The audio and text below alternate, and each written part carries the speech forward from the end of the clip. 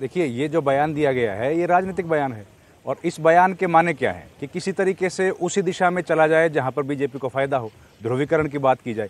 आज जब संसद का सत्र चल रहा है तो इससे बढ़िया मौका क्या था राजनाथ जी के पास कि वो बताते कि लाल किले पर जो हमला हुआ, लाल किले के पास जो अटैक किया गया, उसके बाद भारत सरकार क्या कर रही है अपनी सुरक्षा व्यवस्था को मजबूत करने के लिए। मुझे लगता है वो बताने की ज़रूरत थी। उसके अलावा बताने की ज़रूरत थी कि हमने ऑपरेशन सिंदूर जो पोज किया था उसके बाद हम लोग आगे कैसे बढ़ रहे हैं, हमारी जो रक्षा की जो सैन्य शक्ति है उसको कैसे मजबूत किया जा रहा है। राजनाथ सिंह जी की तो वो जिम्मेदारी थी, लेकिन उनके अलावा तमाम बातें की जा रही हैं। और मैं तो बहुत सहमत हूँ हमारी बहन से, इन्होंने बहुत बढ़िया बात कही है कि आज के तारीख में कि हम लोग ये सोच सकते हैं कि एक प्रधानमंत्री और उनके कैबिनेट के किसी साथी का विचार भिन्न हो, ये तो संभव ही नहीं है। अगर उस दौर में ऐसा था तो वो सच में रिफ्लेक्शन था डेमोक्रेटिक सेटअप का। और जहां तक बात है सरदार पटेल की, सरदार पटेल बिल्कुल सेक्युलर थे, 100% सेक्युलर व्यक्ति थे और उन्होंने ही ये बात कही थी कि हम लोग सरकारी खजाने से 1 रुपया खर्च नहीं करेंगे सोमनाथ मंदिर के लिए। हाँ। और किसी भी सरकार को किसी मंदिर मस्जिद के लिए खर्चा क्यों करना है? अगर इस तरह की कोई बात है, राजनाथ जी जो कह रहे हैं, तो उसका आर्काइवल एविडेंसेस देने चाहिए और ये देश के सामने आने चाहिए कि उन्होंने कौन से साल में। देखिए, प्रधानमंत्री और गृह मंत्री के बीच में अगर कोई बात हुई है तो जाहिर है वो तो नोट के माध्यम से भी हो सकती है, या कम से कम अगर कैबिनेट में हुई है, किसी भी जगह पर हुई है, तो उसका तो आर्काइवल रिकॉर्ड हमको मिल जाएगा। हाँ। वो आर्काइवल रिकॉर्ड क्यों नहीं बताया जा रहा है? राजनाथ जी की तो जद में सारी चीजें हैं, वो तो निकाल सकते थे, लेकिन उसका हवाला ना देके केवल एक बयान देना केवल राजनीतिक ध्रुवीकरण के हिसाब से दिया गया बयान लग रहा है, जबकि राजनाथ जी की पर्सनैलिटी को सूट नहीं करता। बिल्कुल, इतना मान सकते हैं कि इसके इर्द-गिर्द मैं सर बस अगली खबर बता दूं, उसके बाद अब अपनी बात रख दीजिएगा। अगली खबर भी इसी से जुड़ी हुई है, क्योंकि एक तरफ रक्षा मंत्री राजनाथ सिंह के इस बयान को लेकर काफी बवाल हो रहा है, तो दूसरी तरफ पश्चिम बंगाल में ममता के विधायक जो करने जा रहे हैं उसको लेकर भी बवाल हो रहा है और वो भी बाबरी मस्जिद से जुड़ा हुआ मसला है। आपको जानकारी दे दें कि टीएमसी विधायक हुमायूं कबीर ने मुस्लिम बाहुल्य मुर्शिदाबाद में बाबरी मस्जिद बनाने का ऐलान कर दिया है। ममता बनर्जी आज मालदा और मुर्शिदाबाद जा रही हैं। थोड़ी देर में ममता मालदा पहुंचेंगी, जहां वो एसआईआर के विरोध में जनसभा करेंगी। अब आज एसआईआर का मुद्दा ममता बनर्जी की तरफ से उठाया जाएगा। शाम को सीएम ममता मुर्शिदाबाद पहुंचेंगी। मुर्शिदाबाद में ममता अपने करीबी नेताओं के साथ मीटिंग भी करेंगी। ममता की मीटिंग में बाबरी बनाने का ऐलान करने वाले विधायक हुमायूं कबीर भी शामिल हो सकते हैं। अब सवाल यह है कि क्या मीटिंग में ममता और हुमायूं के बीच इस मुद्दे पर कोई चर्चा होगी? ममता आज रात मुर्शिदाबाद में ही रुकेंगी, कल वो वहां एसआईआर के खिलाफ जनसभा करेंगी। तो ममता बनर्जी के विधायक हैं, टीएमसी के विधायक हैं हुमायूं कबीर, जिन्होंने ये ऐलान किया था, बाकायदा उन्होंने पोस्टर लगा दिए थे और ये ऐलान किया गया था कि 6 दिसंबर, जिस दिन बाबरी मस्जिद विध्वंस हुआ था, 6 दिसंबर की तारीख को ही चुना गया है और ये कहा गया है उनकी तरफ से पोस्टर में बाकायदा, और बयान भी दिया गया है कि हम 6 दिसंबर को मुर्शिदाबाद में बाबरी मस्जिद की नींव रखेंगे। इसमें तमाम बड़े नेताओं को, तमाम बड़े लोगों को बुलाएंगे। आज जब ममता बनर्जी जा रही हैं और उनकी बैठक में अगर हुमायूं कबीर शामिल होंगे, तो क्या इस मसले पर ममता बनर्जी अपने विधायक से कोई बात करेंगी? क्या कोई टीएमसी का रुख जो है वो स्पष्ट होगा? क्योंकि ये तो जरूर है कि फिलहाल ध्रुवीकरण के इर्द गिर्द बंगाल की सियासत घूमती हुई नजर आ रही है। ममता के विधायक को बाबरी का नाम लेना मुफीद लगा बंगाल में, तो बाबरी का नाम ले लिया गया, लेकिन क्या इस पर कोई कदम टीएमसी की तरफ से उठाया जाएगा? क्या ममता बनर्जी की तरफ से उठाया जाएगा? ये सवाल है।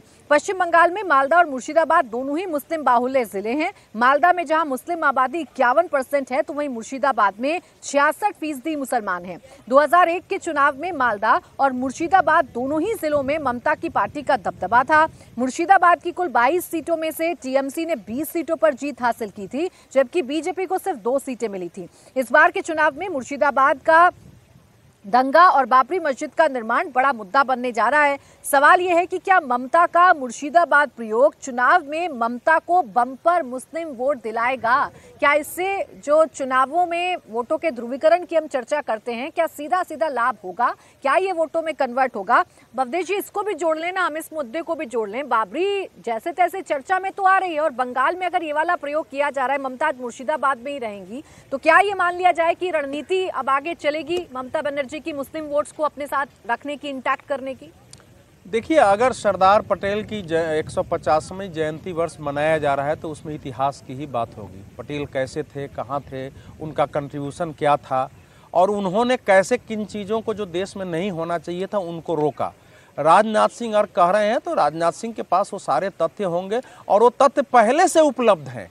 कोई नई चीजें, मैंने फिर कहा कि वो कोई नई चीजें नहीं है, वो सब उपलब्ध है। ये बात गांधी जी के सामने भी गई थी जब गांधी जी जीवित थे। तो गांधी जी ने कहा कि नहीं सोमनाथ का मंदिर बनाओ, लेकिन जब नेहरू जी ने विरोध किया तो लेकिन जनता के पैसे से बनाओ, सरकारी खजाने में नहीं आना चाहिए। बहुत सारे उसके हैं उपलब्ध चीजें, वो सामने आएंगी।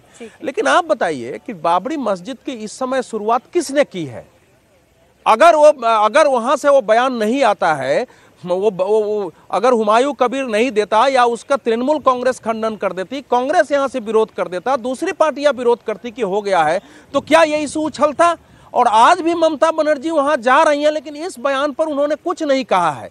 जब पिछले वर्ष दंगों में वहां से हिंदू और बाकी समुदाय के लोगों को भाग करके दूसरे राज्य में जाना पड़ा, दूसरे जिले में जाना पड़ा था, स्कूल में थे, साफ था, तो ममता बनर्जी को वहां जाने में कितने 2.5 हफ्ते लग गए थे वहां जाने में। और उसके बाद वो 2 दिन बाद वहां जो उलेमाओं का और मुसलमानों का सम्मेलन था कोलकाता में, उस पर गई थी कि मैं आपके साथ हूं, और उसमें भी उन्होंने मालदा वो कुछ बयान नहीं दिया है। तो पहले वामपंथी शासन ने, बाद में ममता बनर्जी ने, इन सब ने, जो बंगाल में भी, जो भी उसके बाद कुछ लिबरल मुसलमान थे, उनकी जगह जो फंडामेंटलिस्ट थे, जिनके अंदर कुछ अजीब अजीब किस्म की बातें, जो सांप्रदायिक थे, उनको बढ़ावा देकर चुनाव जीतने की कोशिश की है। क्या ममता बनर्जी, मैं पूछ रहा हूं, आपने भी अपने टेलीविजन पर दिखाया, सारे टेलीविजन दिखा रहे हैं कि सीमा पर बांग्लादेशी घुसपैठी है, बसीरहाट में 3-3 जगह खड़े हैं कि हमको उस पर जाने दो। क्या वहां जाके चेक करेंगे कि हमारे राज्य में कैसा है? हम बात कर रहे हैं, यहाँ पर 22 सीटें हैं और यहाँ टीएमसी का अच्छा खासा दबदबा है भाई। 20 सीटों पर टीएमसी ने जीत दर्ज की थी और बीजेपी के खाते में सिर्फ 2 सीटें गई थी। अब इसी मुर्शिदाबाद में चूंकि दंगे का भी जिक्र होगा, किस तरीके से अत्याचार हिंदू बस्तियों पर हुआ था, हिंदुओं के घर तोड़े गए थे, मंदिरों में तोड़फोड़ की गई थी, ये मुद्दा भी उठाया जाएगा। तो क्या इसी का काउंटर ढूंढने की कोशिश रविंद्र जी यहाँ की गई है टीएमसी के विधायक की तरफ से? देखिए, बात वही है, ये सिर्फ ध्रुवीकरण की राजनीति है। ध्रुवीकरण दोनों पॉलिटिकल पार्टीज को सूट करता है और इसलिए इधर से ये बयान दिया जाएगा, उधर से वो बयान दिया जाएगा। इसको बंगाल चुनाव तक खींचने की पूरी तैयारी है। दोनों राजनीतिक दलों ने बहुत आसान रास्ता ढूंढ लिया है, जैसे ही चुनाव आए, ताकि कोई परफॉर्मेंस पे बात ना करे। 15 साल से ममता बनर्जी का शासन है, उनको अपना रिपोर्ट कार्ड लेके जनता के बीच जाना चाहिए। लेकिन वही काम जो बीजेपी अलग अलग प्रदेशों में करती रही है, लोकसभा चुनाव से पहले करती दिखती है, वही काम अब तमाम राजनीतिक दल कर रहे हैं। और ध्रुवीकरण की राजनीति या फ्रीबीज की जो पॉलिटिक्स है वो बहुत आसान है। अगर उसमें कोई जनता जो है आपकी जिम्मेदारी तय नहीं करती है, आप एक पैसा डालिए और चुनाव जीत जाइए, ध्रुवीकरण करिए, मुख्य मुद्दे हैं उनसे भटका दीजिए। वही काम ममता बनर्जी करती हुई दिख रही है और वही काम इधर से बीजेपी इधर करती हुई। पिच पर फिलहाल बंगाल का चुनाव आ गया है, ममता बनर्जी आज मुर्शिदाबाद है। अब देखना यही दिलचस्प है कि वो क्या अपने विधायक से इस मसले पर बात करती हैं, ये मसला ऐसे ही चलता रहेगा, क्योंकि मुस्लिम का बम्पर वोट ममता को जीत के लिए चाहिए ही चाहिए।